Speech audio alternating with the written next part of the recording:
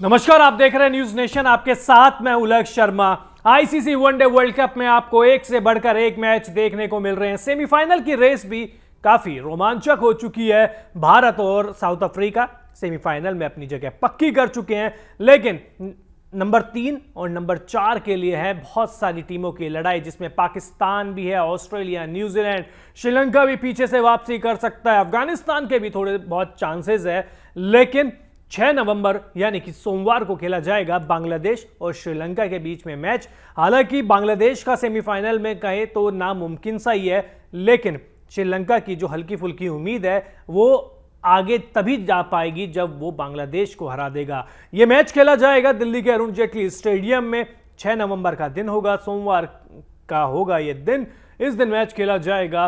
तो इस टीम की, दोनों टीमों की संभावित प्लेइंग 11 क्या हो सकती है, पिच रिपोर्ट क्या कहती है, हेड टू हेड रिकॉर्ड्स क्या कहते हैं, सब कुछ बात करेंगे। लेकिन सबसे पहले बातचीत कर लेते हैं दोनों ही टीमों की संभावित प्लेइंग 11 के बारे में। अगर श्रीलंका की संभावित प्लेइंग 11 के बारे में बातचीत करें तो पतुम निसांका, दिमुथ करुणरत्ने, कुशल मेंडिस, सदीरा समरविक्रमा, चरत असलांका, एंजेलो मैथ्यूज, दुशान हेमंता, दुष्यंत चमीरा, महेश तीक्ष्णा, कसून रचित और दिलशान मधुशंका।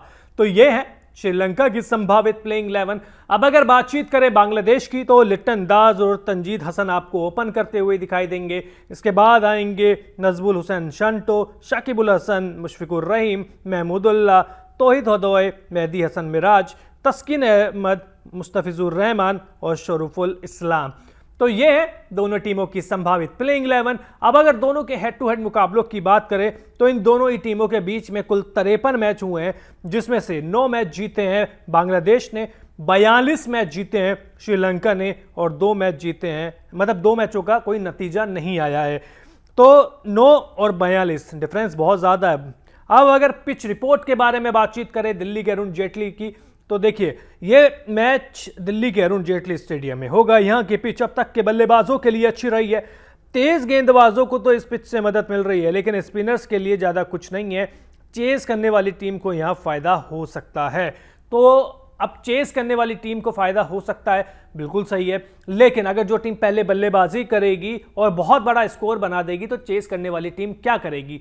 सेम वैसा ही जैसे साउथ अफ्रीका और श्रीलंका के बीच का मैच आपको याद होगा, जिसमें साउथ अफ्रीका ने 425 रन से ज़्यादा बना दिए थे। हालांकि श्रीलंका की तारीफ होनी चाहिए कि 325 से ज़्यादा वो भी बना गए थे, लेकिन स्कोर इतना बड़ा था कि एक बार भी वापस आ ही नहीं पाया। कुशल मेंडिस की पारी वहाँ पे देखने को आपको अच्छी तरीके से मिली थी। तो अब आपको पिच रिपोर्ट बताई, दोनों टीमों के हेड टू हेड रिकॉर्ड्स बताए, दोनों टीमों की संभावित प्लेइंग 11 बताई। तो अब दोनों टीमों की ताकत, कमजोरी और उनके खिलाड़ियों के बारे में बातचीत करते हैं। तो सबसे पहले बातचीत कर लेते हैं किसकी? श्रीलंका की। तो श्रीलंका की साइड से देखें तो देखिए कुशल मेंडिस शुरुआत में अच्छा प्रदर्शन कर रहे थे, कप्तान बीच टूर्नामेंट में बने, लेकिन जैसे ही कप्तान बने अपनी फॉर्म को भूल गए। जो कुशल मेंडिस टूर्नामेंट की शुरुआत में दिखे थे, पाकिस्तान के खिलाफ शतक लगाया था, साउथ अफ्रीका के खिलाफ तूफानी पारी आई थी, लेकिन उसके बाद से प्रदर्शन डिप हुआ है। तो अब दोबारा से उम्मीद करनी होगी कि उसी ग्राउंड पे आ चुके हैं जहां पर उन्होंने फॉर्म हासिल करी थी, तो क्या वहां पर दोबारा से कप्तान साहब की फॉर्म वापस आएगी? इसके अलावा देखिए कुशल परेरा खराब फॉर्म की वजह से बाहर हो गए, उसकी जगह करुणरत्ने आए। करुणरत्ने के होने को तो एक्सपीरियंस खिलाड़ी बहुत है, लेकिन फॉर्म बेहद खराब है। जब ये वर्ल्ड कप के क्वालिफायर खेले जा रहे थे तब उन्होंने बेहद अच्छा प्रदर्शन किया था। उसका प्रदर्शन देखते के साथ ही उनको यहाँ वर्ल्ड कप लाया गया था, लेकिन कोई फायदा हुआ नहीं। पिछले मैच में भी ज़्यादा कुछ कमाल कर नहीं पाए और हार का सामना उनको करना पड़ा।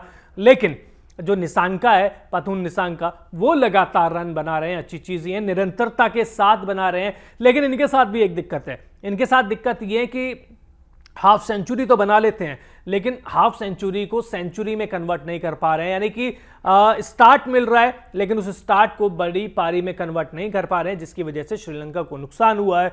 इसके बाद जो बल्लेबाज आते हैं असलंका, वो भी कुछ कर नहीं पाए हैं टूर्नामेंट में। उनके बल्ला भी बिल्कुल शांत है। और सदीरा, उनके बल्ले से शतक जरूर आया था पाकिस्तान के खिलाफ, लेकिन उनका प्रदर्शन भी उसी तरीके से डिप हुआ है जैसा कि कप्तान कुशल मेंडिस का हुआ है। तो इनको अब अपनी जिम्मेदारी समझनी होगी। इनको ये समझना होगा कि कि छोटी छोटी पारियों से आप वनडे क्रिकेट में जीत हासिल नहीं कर सकते।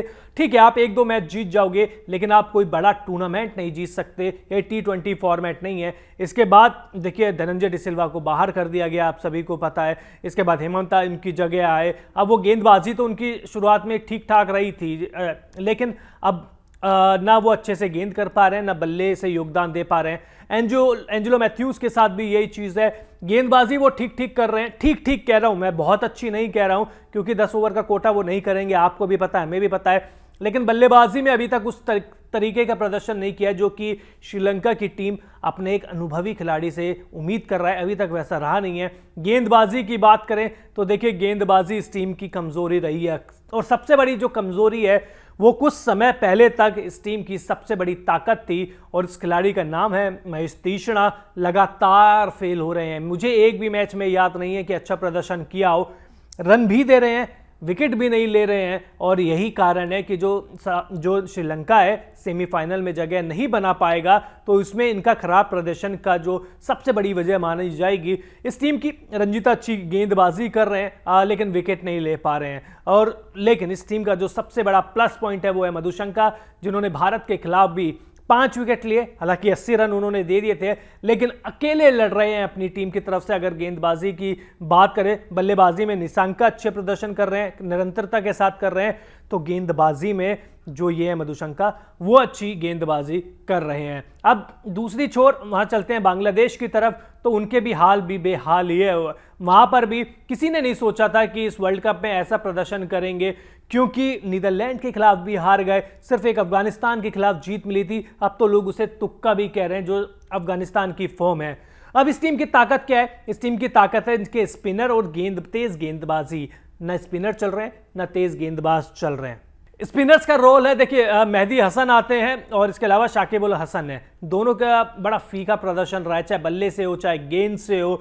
तेज गेंदबाजी में मुस्तफिजुर रहमान, जैसे कि लगता है कि गेंदबाजी करना भूल ही गए हैं। आते हैं, गेंद फेंकते हैं, बाउंड्री खाते हैं, वापस चले जाते हैं। जब से वर्ल्ड कप का इनका ये चालू है पूरा सिलसिला, तब से सिर्फ यही चीज़ देखने को मिल रही है कि वो आते हैं, चौका खाते हैं हर मैच में। मतलब आप 6 से ज़्यादा की इकोनॉमी से अगर आपका प्राइम तेज गेंदबाज रन देगा, सबसे अनुभवी गेंदबाजों में से एक सबसे ज़्यादा रन देगा, तो आप सोचिए कैसे ये टीम जीत पाएगी। शोरफुल इस्लाम ठीक ठाक गेंदबाजी कर रहे हैं, क्योंकि दूसरी छोर से विकेट मिलता नहीं है, लेकिन अच्छी चीज़ क्या है कि ज़्यादा रन नहीं देते हैं। इनके साथ ये प्लस पॉइंट है। बीच बीच में तस्कीन अहमद भी खेल रहे थे, उनका भी प्रदर्शन ऊपर नीचे चल रहा था। लेकिन अब चलते हैं बल्लेबाजी की साइड में। तंजीद हसन स्टार्ट इनको मिले हैं। शुरुआत में तो देखिए शुरुआत तो बेहद खराब रही थी इनकी, लेकिन उसके बाद भारत के खिलाफ एक अच्छी छोटी लेकिन अच्छी पारी आई थी। उसके बाद से इनका कॉन्फिडेंस बढ़ा, लेकिन कॉन्फिडेंस ही बढ़ा है, रनों की जो आंकड़े हैं वो नहीं बढ़े हैं। रन अभी भी आ रहे हैं, लेकिन छोटे छोटे रन आ रहे हैं, कोई बड़ी पारी नहीं आ रही है। दूसरी तरफ लिट्टन दास इस टीम के सबसे अनुभवी खिलाड़ियों में से एक है। भारत के खिलाफ भी ठीक ठाक पारी खेली थी, लेकिन उनका प्रदर्शन भी उस तरीके का लेवल का नहीं है। अब आप सोचिए किसी टीम के ओपनर अगर 30-40 रन बनाकर अपना विकेट फेंक देंगे, तो उस टीम की हालत क्या होगी? सोचिए मत, बांग्लादेश जैसी ही होगी। कुछ नहीं बचा इस टीम में। अभी सेमीफाइनल में पहुंचने की उम्मीद वैसे तो है, लेकिन हकीकत ही है कि नहीं भी है। इसके बाद देखिए ओपनर तो अपनी जिम्मेदारी निभाए ना निभाए, क्योंकि कई मैचों में स्टार्ट दे देते हैं। इसके बाद शैंटो, आईपीएल में एक बात चल रही थी कि इनको ले लें की। एशिया कप में जब अच्छा प्रदर्शन कर रहे थे, एशिया कप में लगातार रन बना रहे थे, शतक पे शतक आ रहे थे, 50 पे 50 आ रही थी, लेकिन जैसे ही भारत की सरजमीन पे इन्होंने पैर रखा, लगता है कि जो फॉर्म है ना उड़ गई, छू मंतर हो गई। एक एक रन के लिए संघर्ष कर रहे हैं। 3 से 4 मैचों में तो 0 पे आउट हो चुके हैं। तो अब शांतो को समझना होगा कि अगर उन्हें अब आईपीएल नहीं सोचना, उन्हें एवरेज नहीं सोचनी, अगर उन्हें टीम में जगह बनानी है अपनी, तो उन्हें अच्छा प्रदर्शन करना होगा, क्योंकि बहुत सारे मैच हो चुके हैं उनके फेलियर को लेके। अब फेलियर की बात हो रही है, तो कप्तान साहब को आप सबसे पहले ले आइए शाकिब उल हसन। दुनिया के सर्वश्रेष्ठ ऑलराउंडरों में से एक माने जाते हैं, लेकिन परछाई भी नहीं दिखाई है उन्होंने, ना गेंद से ना बल्ले से। हालांकि इनको खुद को पता है कि मेरे बल्ले से रन नहीं निकले हैं, मैं विकेट नहीं ले पाया हूं। खुद ढाका भी गए थे बांग्लादेश में बीच में, वहां पे ट्रेनिंग भी करी थी, लेकिन उसका नतीजा भी कुछ खास देखने को मिला नहीं है। हालांकि पिछले मैच में 43 रन बनाए थे, लेकिन क्या शाकिब अल हसन को आप 43 रन के लिए टीम में शामिल करेंगे? तो जवाब है नहीं। इसके बाद रहीम आते हैं। मुशफिकुर रहीम बहुत अनुभवी है, शाकिब अल हसन के साथ बहुत टाइम से खेल रहे हैं। शुरुआत इनको भी अच्छी मिली थी, अर्धशतक भी 1-2 आए थे, 30-40 रन भी आ रहे थे। लेकिन जैसे जैसे जैसे टूर्नामेंट आगे बढ़ा वैसे वैसे इनकी जो फॉर्म है वो इनसे दूर होती चली गई। अभी एक एक रन के लिए तरस रहे हैं, लेकिन इसके उलट महमूदुल्लाह जो शुरुआत में एक एक रन के लिए तरस रहे थे, उनके बल्ले से अब रन निकलना शुरू हो चुके हैं, शतक भी लगा चुके हैं इस टूर्नामेंट में। तो ये इस चीज़ के लिए या बांग्लादेश के प्रोस्पेक्टिव के लिए काफ़ी पॉजिटिव चीज़ है, क्योंकि कहा इनको ये राय दी जा रही थी कि आप संन्यास ले लीजिए, अब आपके बस की बात नहीं है। लेकिन उन्होंने दिखाया, शतक लगाया और उन्होंने साफ साफ बताया कि मेरी उम्र भले ही हो गई हो, लेकिन मैं अभी भी रन बना सकता हूं। मेहदी हसन मिराज, जैसा कि आपको पहले बताया कि गेंद से ज़्यादा कुछ कमाल कर नहीं पाए थे, बल्ले से भी ज़्यादा कुछ देखने को मिला नहीं। हालांकि इसमें गलती कप्तान की भी है, क्योंकि उनको एक जगह खिलाया ही नहीं। कभी टॉप ऑर्डर में खिला देते हैं, कभी निचले क्रम पे ले आते हैं। तो जब तक आप एक बल्लेबाज का जो क्रम है वो सेट नहीं करेंगे, तब तक आप उनसे कैसे अच्छे प्रदर्शन की उम्मीद कर सकते हैं। तो अब गेंदबाजी की भी बात हो गई, बल्लेबाजी की भी बात हो गई, टीमों की ताकत की भी बात हो गई, टीम की कमजोरी की भी बात हो गई।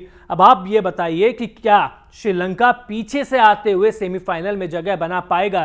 क्या बांग्लादेश को बड़े मार्जिन से हराते हुए वो दूसरी टीमों को टेंशन दे पाएगा, या बांग्लादेश कहेगा कि नहीं हम तो बाहर हुए, आपको भी बाहर लेते हुए चलेंगे सनम? तो और run rate, net run rate पे भी बहुत सारी बातें हैं। तो कमेंट बॉक्स में आप ये बताइए कि कौन सी टीम आपको लग रही है मजबूत। वहीं अगर आपने अब तक न्यूज़ नेशन को सब्सक्राइब नहीं किया है तो जल्द से जल्द कर लीजिए, क्योंकि पूरे वर्ल्ड कप में आपको ओकिनावा प्रेजेंट्स हिंदुस्तान का सपना वर्ल्ड कप अपना इन एसोसिएशन विद प्रिंगल देखने को मिलेगा। तो बहुत बहुत शुक्रिया, सब्सक्राइब कर लीजिए।